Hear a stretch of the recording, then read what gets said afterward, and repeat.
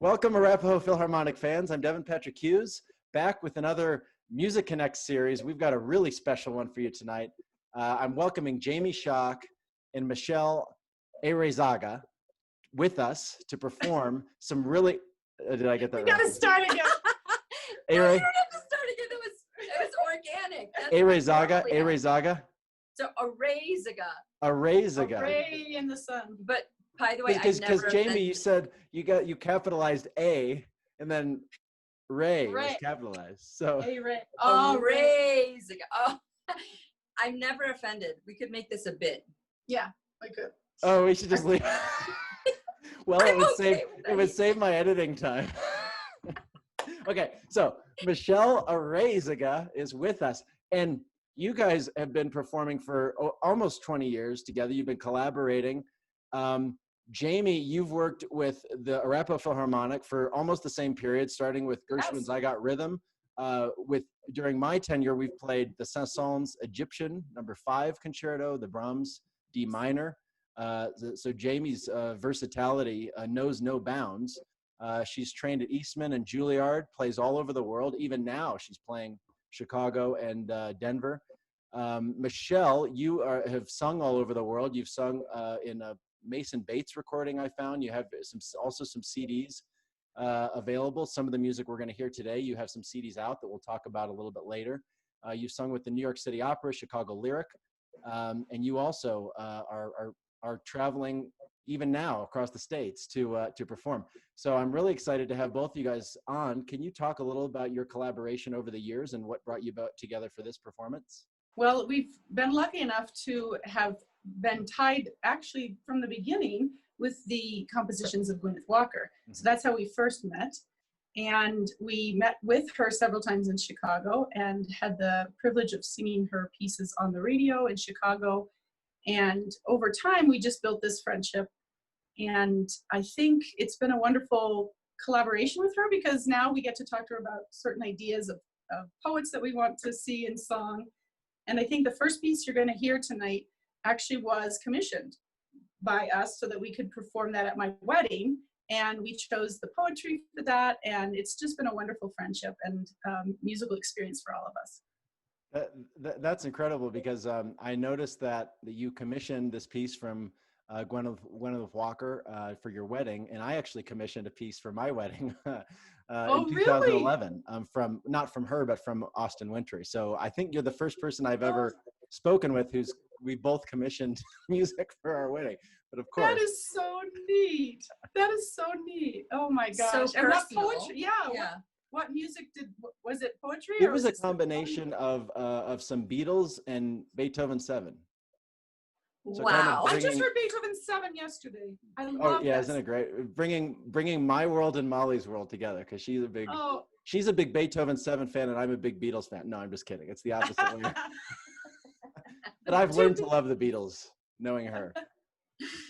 Oh, that's wonderful. That's wonderful. So Michelle, I understand you traveled to Denver to put this performance on, and also, of course, you have your CD that is coming out pretty soon. You also have The Sun Is Love, and you've got some performances with WFMT in Chicago coming up. So it sounds like COVID hasn't slowed you down at all. Can you talk about your performing life during these times? It has been very busy, actually. And the thing is that I had not embraced technology prior at all. So it's a steep learning curve, but I'm learning quickly and I'm actually having fun doing it.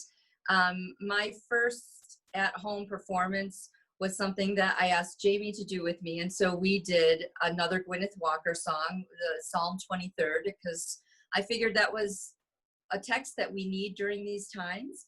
And we figured out a bunch of stuff. I got my teenage son involved and he was able to help me with some things. And since that time I've invested in some actual equipment for doing at home. Yeah. Is he a singer too? He's not a singer. He's kind of a rock guitarist. So. Oh, sweet. You guys can do like cross-genre stuff. Shout out to Will. Hi, kid. He's gonna share all this on his social media. We're gonna go viral. I know. He has way more followers than the three of us probably have combined on Instagram. I'm just saying, it's that era. Yeah, yeah. They know how to do it, those kids. They do. It's a way of life. Yes. But what else? So when Jamie invited me to come to Denver, I thought about it for, I don't know, like 1 second. And I was like, yes, because Ravinia, the Ravinia Festival back in Illinois, in Chicago, is launching their series of virtual performances, which starts tonight. And I had already done I have one of those slots. And so I had already That's cool. Filmed my entire show. So take a road trip. I could take a road trip, and here That's I am, amazing. and I couldn't be happy. I mean, we're not just like musical collaborators. Like, I love this girl. Like, what do you guys? DFF. I hope you're not working too hard, because if this is your road trip, what are you guys finding the time to do? We're gonna start hiking tomorrow. Oh, great. That's right. Yeah, we're gonna go on some hikes tomorrow. That's great. Yeah, exactly. It's a good time for that. Yeah. So we're gonna play this. We have two halves of the program here. The first half features all commissioned works, either for or by Jamie Shaak, and this is something that I wasn't as familiar with. I understand you're as much of a composer as you are, and I knew you did some arrangements for your teaching. But Yes. Can you talk a little bit about your music? We have, of course, first by Gwyneth Walker, Waterbird from The Sun Is Love, which is based on poetry by Rumi, who's one of my favorites. I noticed your father, before your wedding, passed away, and one of his favorites was Rumi, and I think that's an incredible and beautiful way to incorporate him into your wedding. Thank you. Yeah. And then you have I Do and Penelope's Dream, both composed by you. Can you just talk about this first half a little bit? Yes. So I thought it'd be good to put all these three together because they've all been commissioned. So the first piece I was ever commissioned to write was I Do. A friend of mine was getting married here in Colorado, and I was living in Thailand at the time. So there was no way for me to come back for her wedding. So she asked if I would write something for my sister Kim to sing. So I wrote the piece in Thailand, and before anything really modern technology. So I had to send it slow boat back. And then my sister Kim sang this song, and my other sister Leslie played the piano since I wasn't here. So it was a wonderful family affair. And then the third piece is Penelope's Dream. So another kind of cross-cultural connection here is one of my father's students, Allegra Bogus, was living in Afghanistan and teaching oboe and piano. And she had students who were loving my father's pieces, and she wrote me and said, could you write a piece that's similar to this piece called Barcarolle? My students are best friends and they want to play a similar piece, but they don't want to play the same piece. So that is how Penelope's Dream got started. I wrote this piece for Allegra's students in Afghanistan. That's great. Well, maybe we should start a wedding commissioning business. Sounds like. There you go. There you go. So here it is, the first half of the program. And I should also say that we are all going to be available on Facebook Live and YouTube Live. And of course, Jamie and Michelle didn't know that, but now they know. for you to, if you have some questions to ask us about the voice or about piano performance or composition or Rumi, we're all experts. Or if you'd like to commission a piece for your wedding. Yes. So here it is. We have three pieces: A Waterbird from Gwyneth Walker, I Do, and Penelope's Dream, both by Jamie Shaak. Here they are.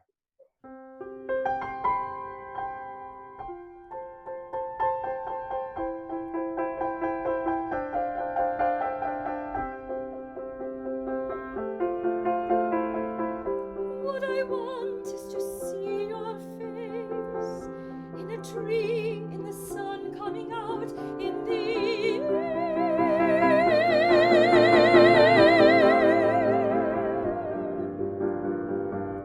What I want is to hear the falcon drum and light again on your forearm. To see in every palm your elegant silver coin shavings, to turn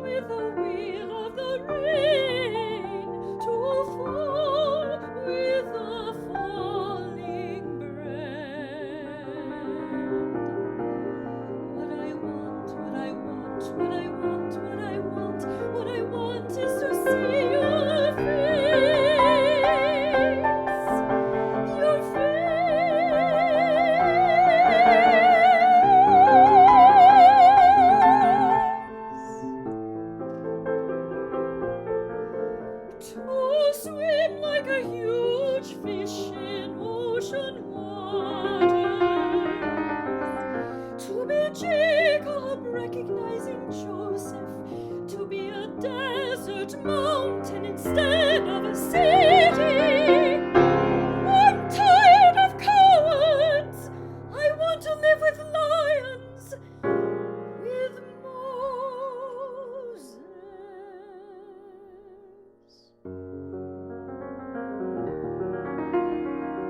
I want to sing like birds sing, not worrying who hears or what they think. I am a water bird,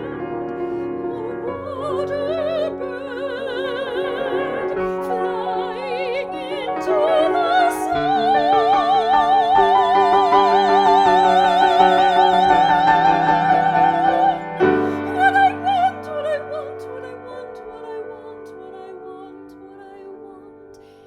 to see your face, to see your face, to see your face, to see your face. Beyond wanting, beyond place, beyond wanting, beyond place. I am a water bird,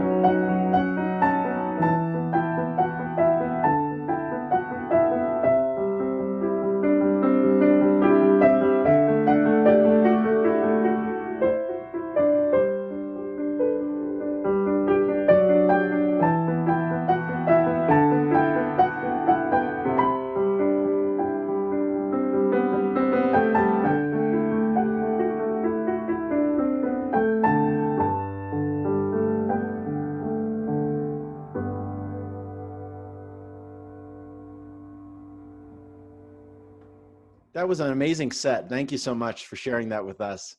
We had a question from a young singer who's starting out, and she wanted to know about Michelle. When you were a young singer, what were some of your career goals? That's a great question.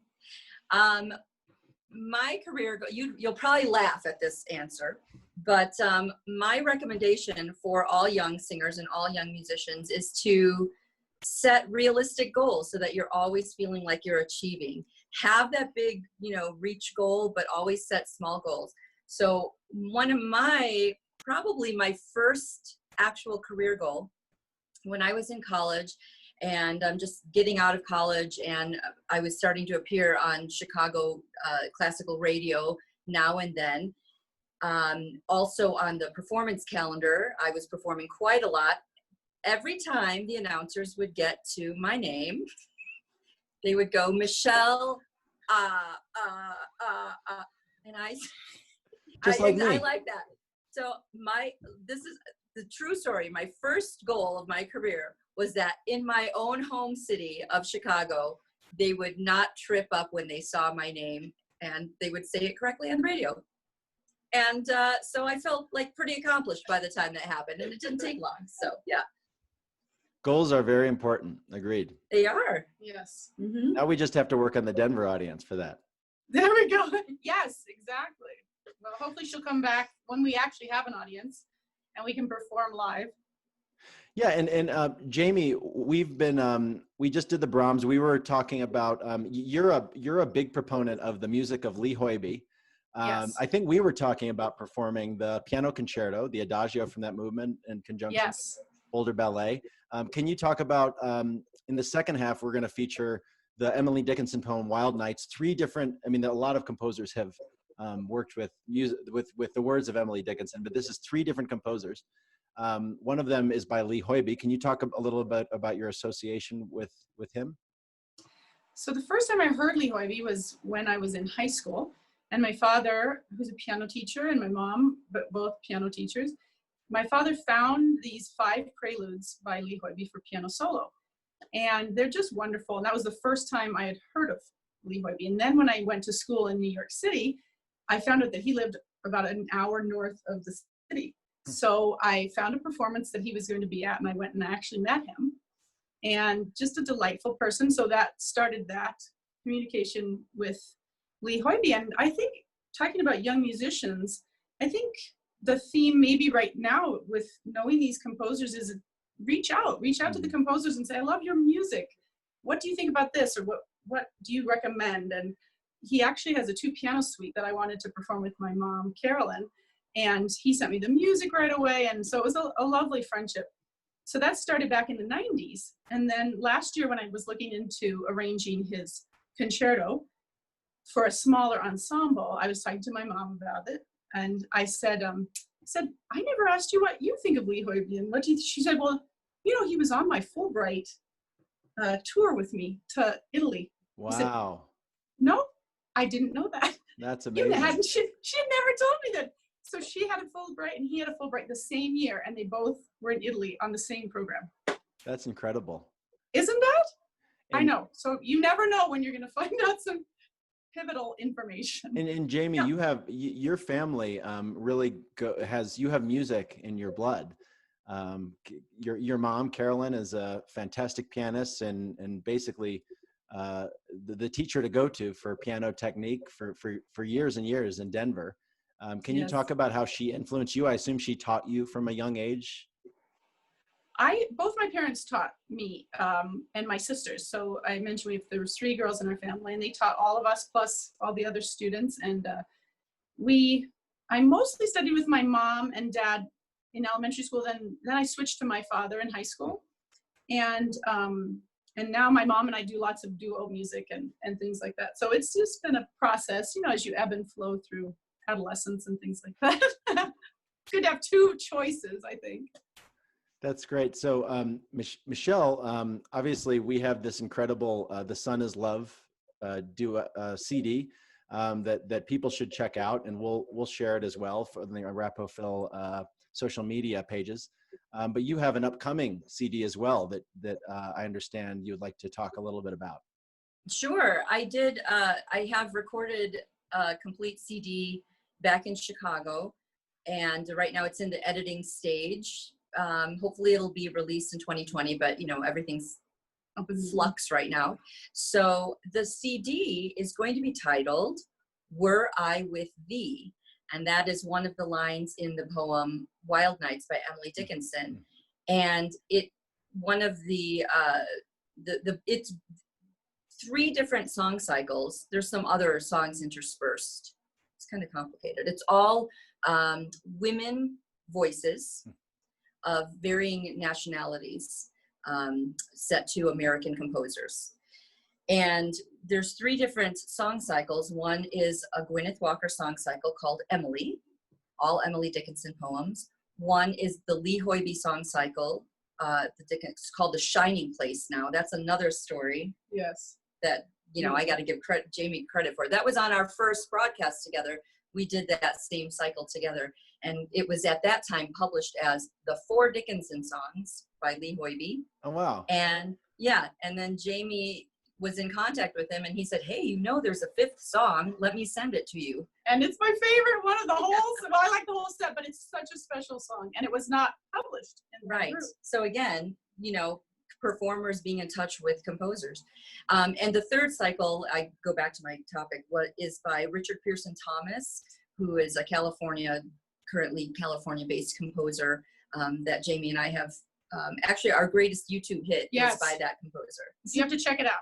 I never saw Amour. I never Also saw, what was Amour. it? I never saw yeah, it. okay.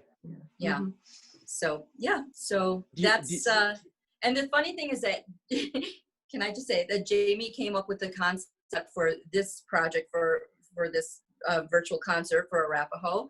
She came up with the same concept that I had come up with on my own for the CD. So I know. we do this all the time. You guys are spiritually connected. We seriously are. Can you talk about some of the, so we've got Wild Nights by Richard Pearson Thomas, then Lee Hoiby, then Gwyneth Walker. Can you talk about some of the differences or the uniqueness of these different composers' interpretations, or maybe if you have a favorite, maybe share that? Ooh. They're very different. So, Yeah. I mean, they can all be legitimately our favorite. They're very different. They can't. Like they children. Like That's right. children, yes. Exactly. Yeah, no, they are very different. And, but they all, obviously the poem is about an experiential, what would you call the poem? Ecstatic experiences. Yeah. And so they definitely have a heightened energy about them. I think that's the similarity. Yes. And there's a great sense of longing. And sometimes that longing comes through as big passionate waves of the ocean. And sometimes it's that little harbor light just blinking and you're just trying to suppress, certain, emotions. And so I think that the composers each took a very unique approach. First, we're singing Richard Pearson Thomas. Yeah. His marking is brisk and secretive. And you can really hear that it's like this crystal texture. And it's like you're always trying to hold back this longing. And then how do you find Lee Hoiby's? Well, Lee Hoiby, it's interesting because I don't find this very often where there's a date written on when it was composed. And in the whole set, it's not that it's all of them. He didn't write the date that he wrote each song, but on this song, he wrote December 25th. Christmas Day, right. Which I think is really beautiful because the ending is very magical, almost like you want Christmas to be in that way. Like the end of the Hoiby song for Wild Nights is, the whole thing is very large for piano and voice. It's one of the biggest piano accompaniments I've ever played for a song. And he was a pianist, so he just let it all out. I feel like he just went it for kind of rises above like the romantic relationship in a way. Right. Yeah, that's really interesting. And then the piano does get to end the whole last part of it. And he was a disciple of Menotti too, right? Yes, that's right. Have you guys performed a lot of Menotti? I wonder how much he was influenced by. Have you sung much? We haven't together. I have sung some, but we haven't together. That's right. We should look into that. Yeah. Maybe for the next CD. Next Music Connect series. That's right. Absolutely. Next virtual concert. Yes, put your requests in on the. Yeah, don't go for a hike. Just learn some new music. Oh no, she's gotta go hiking in Colorado. Oh, we can't leave out Gwyneth Walker. Yes. So Gwyneth's setting, interestingly, is the most passionate one, and she decided not to name. She did not title it Wild Nights. She titled it Passion, and she does. She incorporates some pretty like amazing, unique, over the top vocal techniques. Yeah. A trill of a minor third up in the passaggio for the soprano voice. Difficult to do, but you have to be fully committed and you just have to go for it. And it really works. It does work. That, I heard it for the first time. Isn't that good advice for life though? You have to be fully committed and you just have to go for it no matter what. Yes. Mm-hmm. Yeah. So singing is a perfect reflection of life, I think. Yes. Yeah, because if you hold back, it's not gonna speak. Right. Yeah. Mm-hmm. Well, we're really excited to get this second half of the recital going, and I just wanted to also thank Jamie and Michelle for joining us today, and everyone who's listening, and encourage, if you like what you're hearing tonight, which I'm sure you do, you're still listening to us. Please feel free to donate to the Arapahoe Philharmonic. We have just finished our spring campaign, and wanted to thank everybody for donating and being a part of that and sharing it with their friends and families, and moving forward to put on this incredible series. And we're starting to do some parking lot concerts. We've done 3 Brass in the Parking Lot concerts, which are drive-up concerts. We hosted about 150 cars to 3 different events. We got a lot of honks to go with it. So you got to take it where you get it. Right? Yeah. So that's the new applause, at least temporarily. So we can't do those without your support. So we're going to share right below how to donate. And without further ado, I'd like to introduce the last 3 pieces on the program: All Wild Nights by Emily Dickinson, but first by Richard Pearson Thomas, then by Lee Hoiby, then Gwyneth Walker. And here is Jamie Shaak and Michelle Areyzaga.